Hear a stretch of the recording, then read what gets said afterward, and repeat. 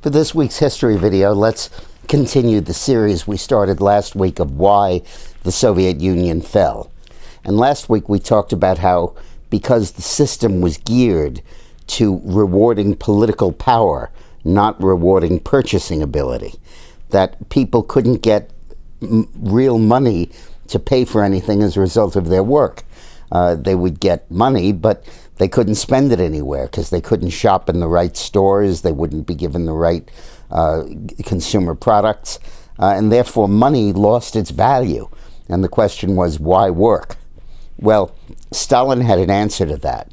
He said, instead of the incentive of wages and a better lifestyle, include the incentive that you'll get shot if you don't work, or sent out to Siberia.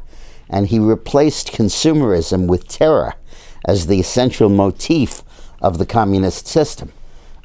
We look at his gigantic purges of 10 million kulaks, the middle-class farmers, peasants in Russia. We look at his purges of the Ukraine and of Eastern Europe. We look at his show trials of everybody from Jewish doctors to military officers. And you wonder why he did all that. And the real reason was that he wanted a climate and an atmosphere of terror, that your life was entirely not in your own hands, and that the slightest transgression could get you sent to Siberia. And that created a climate in which people worked like hell and did everything they could because they were scared to death of what would happen if they didn't. There was one point at which the people in Russia began to dismiss the idea that anyone would ever die of natural causes. The death rate was so high, particularly during World War II.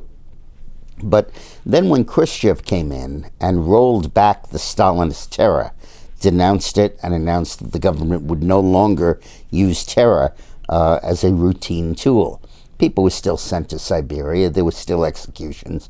There were still lots and lots of political prisoners. The KGB continued to torture people.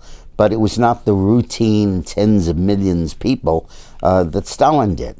And as a result, terror stopped to being a motivation for working. So if you couldn't get paid, which anything important, you couldn't get paid any money that would buy anything on the one hand, and you weren't threatened with reprisals on the other hand, the question remained, why work? And they didn't. And as a result, the Soviet economy didn't, and the Soviet Union fell. Thanks for watching.